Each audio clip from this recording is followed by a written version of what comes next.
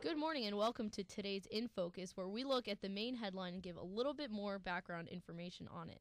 Our main headline this week was the new outbreak of avian flu in East Asia, as well as the anti-bird policy in Indonesia that they've recently developed.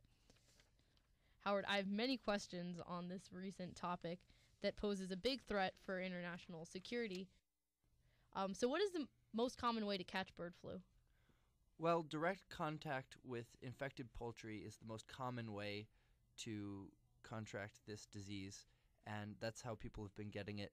And in that respect, Nigeria and other developing countries are most at risk, where people own birds and have them in their front yards and are interacting with them on a daily basis. So piggybacking on that question, Stephanie, why do you think this disease is especially a problem for Africa? The majority of Nigeria's 140 million people are too poor to afford the luxury of rejecting diseased birds. That country already has a huge problem of poverty and hunger. Also, many Nigerians die young of a variety of diseases that include polio, HIV, and AIDS. This pandemic can prove disastrous for that country.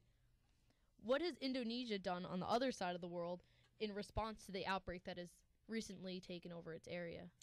Well, I think it's interesting you asked that, Steph, because like Nigeria, Indonesia is sort of a high risk as well. So they've taken this threat very seriously and have increased their bird flu prevention funding to $61 million nationally for 2007.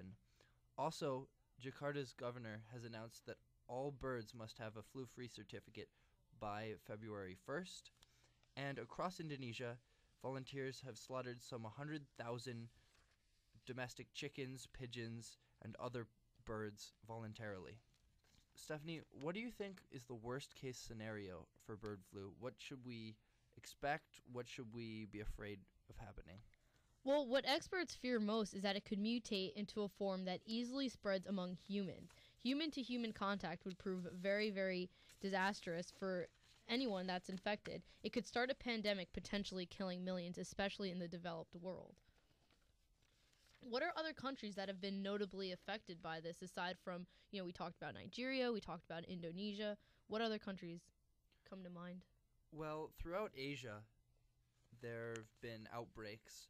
However, it's really interesting. Earlier this week in Japan, which is a developed nation, and one wouldn't normally think of them when bird flu comes to mind, but Japan had an outbreak again, which killed dozens of birds, and this is the fourth one in Japan this year.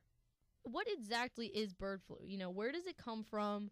Where did this strand develop from, and what is it? Is it the same as the flu that a normal person would get?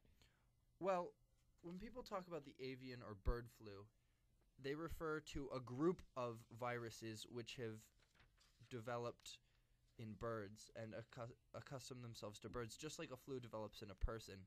But this is a whole group of different strains, not just one. However, health officials are currently most worried with the H5N1 virus, which is what everyone's been talking about. So it refers to a whole group of different diseases, different strands, but most specifically this one, the H5N1, is the one that's been dealt with. Right, and the case of the casualty that recently resulted in Nigeria actually had presence of that strand in it, and that's why there's such a big That's actually the one that's been seen to jump over to humans. So that's why health officials are concerned with it. What early symptoms of bird flu can we detect in birds? What should we be looking out for? What has been present in the past? Well, doctors say signs of infection are present when the birds may have respiratory systems, much like a human.